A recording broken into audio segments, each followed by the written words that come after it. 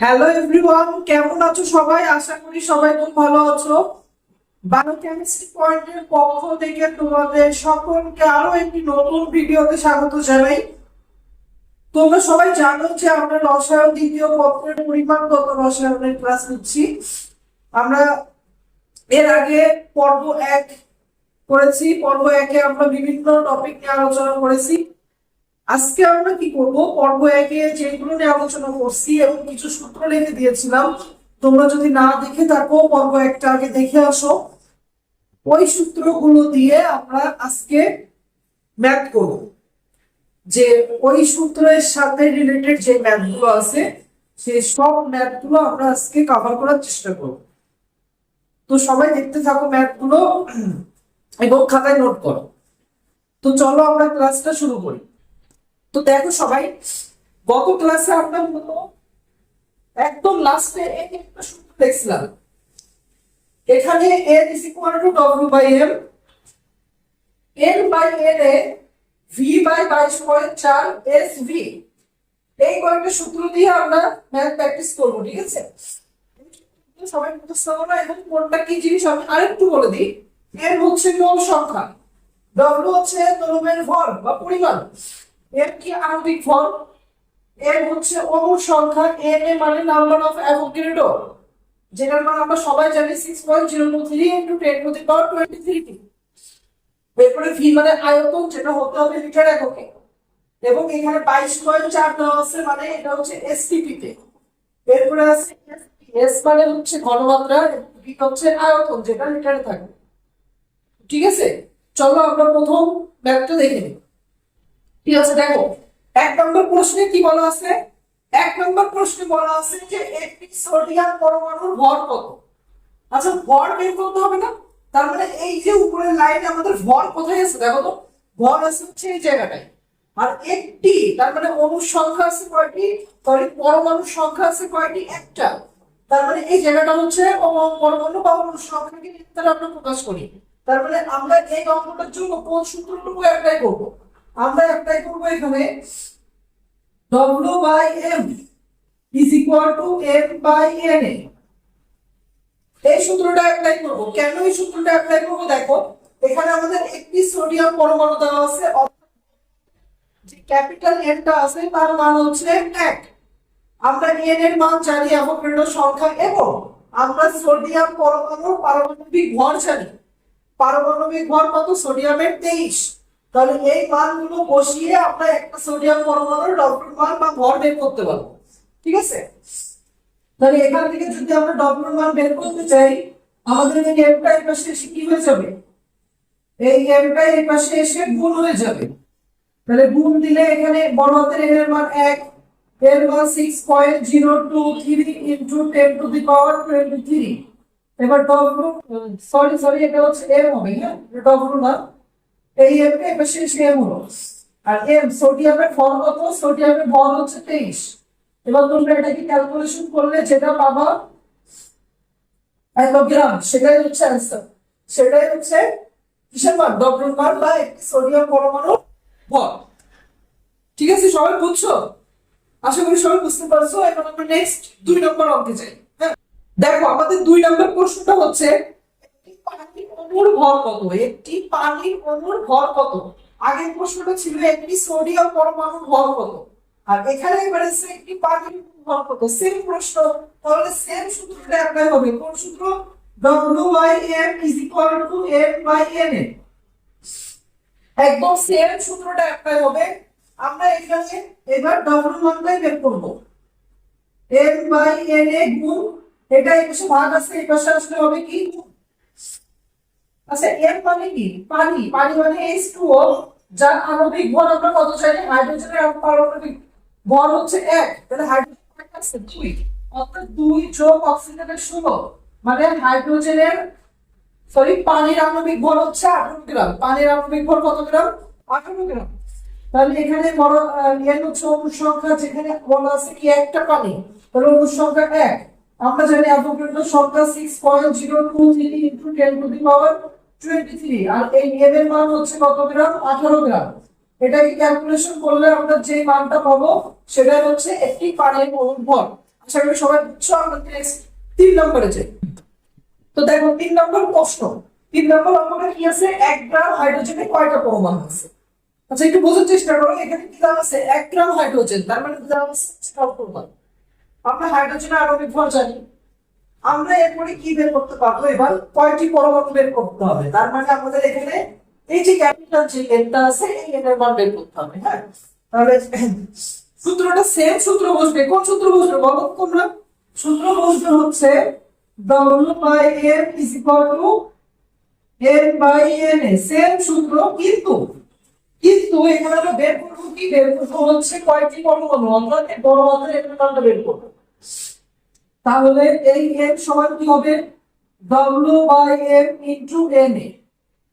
এবার মান বসায়ে এটাকে ক্যালকুলেশন করলে যেটা আসবে সেটাই আছে। মান বসাও, W এর মান হচ্ছে কত, W মানে 1, N এর মান হচ্ছে কত, হাইড্রোজেনের মান 1, তাহলে 1/1 হাইড্রোজেনের আণবিক ভর, আর হাইড্রোজেনের পারমাণবিক ভর কত 1, সেই জন্য N এর মান 1, N এর মান কত 6.023 × 10⁻23। তাহলে আলটিমেটলি এর आंसर কত আসবে,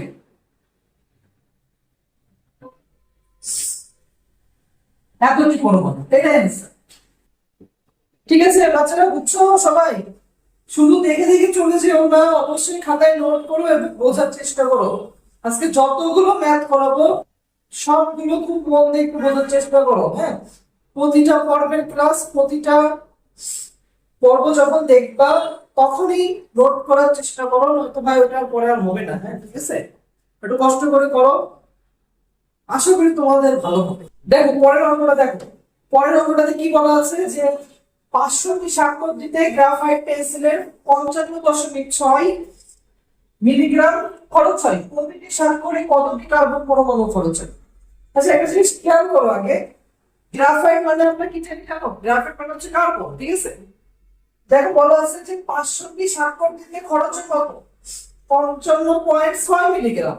তাহলে একটা স্বাক্ষর দিতে খরচ হবে কত বলো তো, কত মিলিগ্রাম খরচ হবে?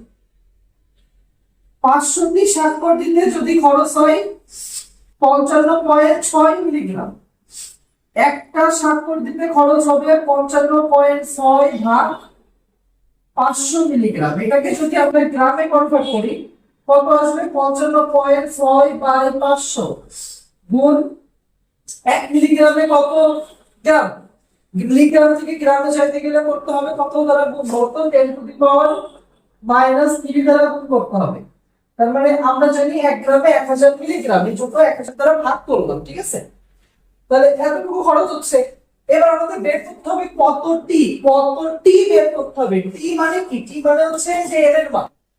ঠিক আছে, তাহলে এই এর এর মানটা আমরা বের করে ধরতে হবে ওই যে সেই সূত্র দিয়ে। কোন সূত্র দিয়ে? সূত্রটা হবে হচ্ছে দেখো ওই যে n/Na is equal to W/M।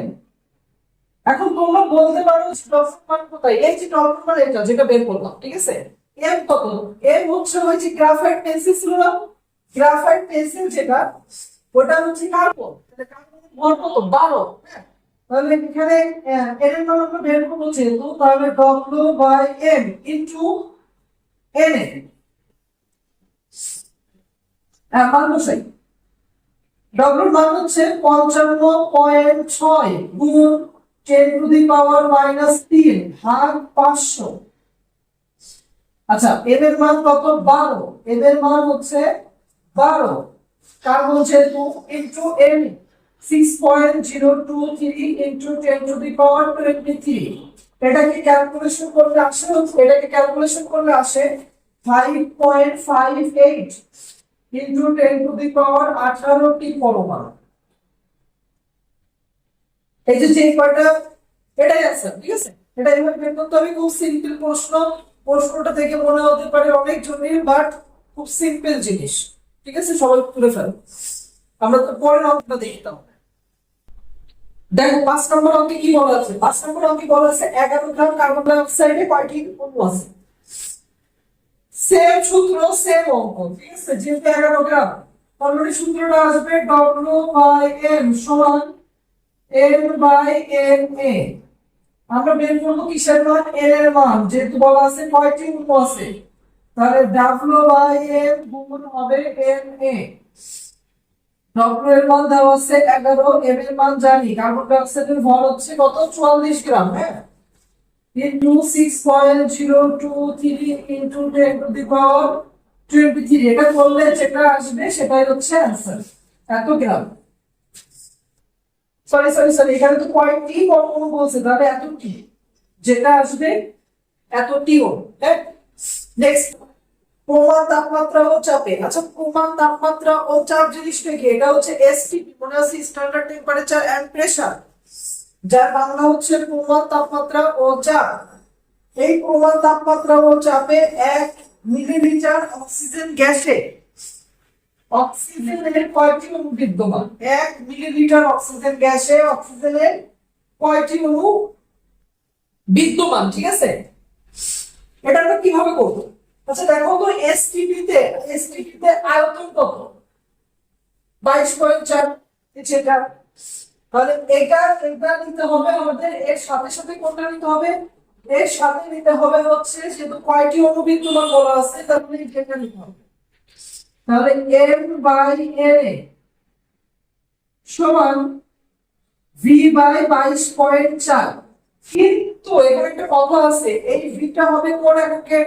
এই ভিটা হবে হচ্ছে লিটার এককে, কিন্তু আমার এই আয়তনটা দেওয়া আছে মিলিলিটার এককে। তো তোমাদের সর্বপ্রথম কাজ হবে মিলিলিটার থেকে লিটারে কনভার্ট করবা, দেন এই এর মানটা বের করবা। এটা ক্যালকুলেশন তোমরা নিজেরা করে নিও, ঠিক আছে? আমরা নেক্সট অঙ্কে যাই, পরেরটা দেখো।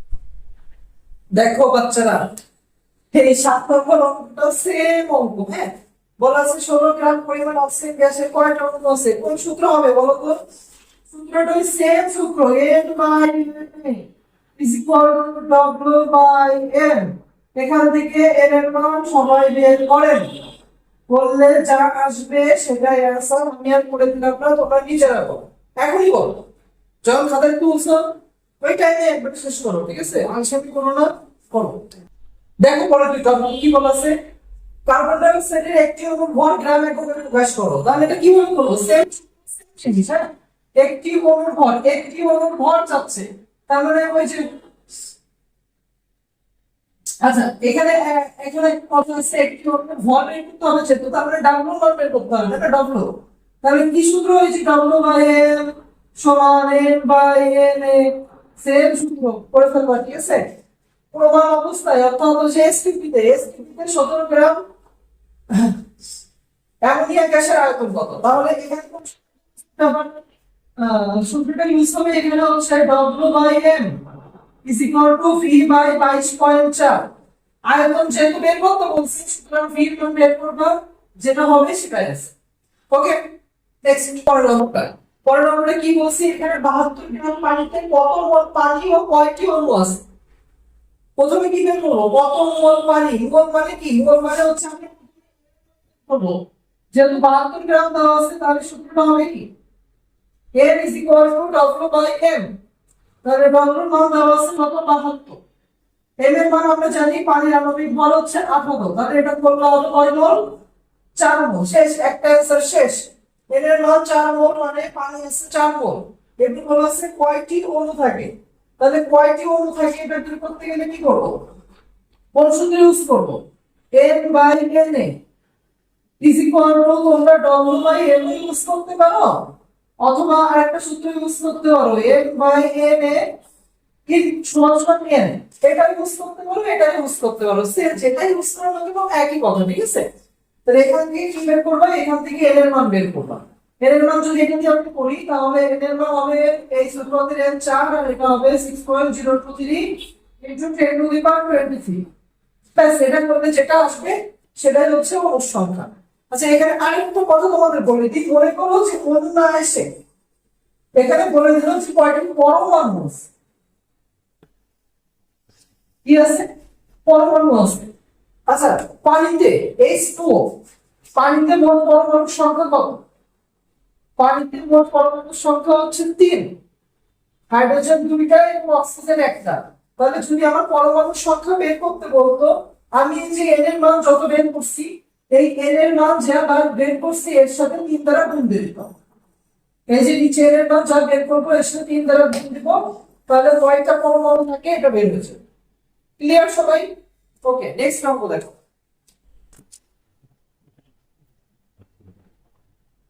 আচ্ছা দেখো তো অঙ্কটা কি লিখছি।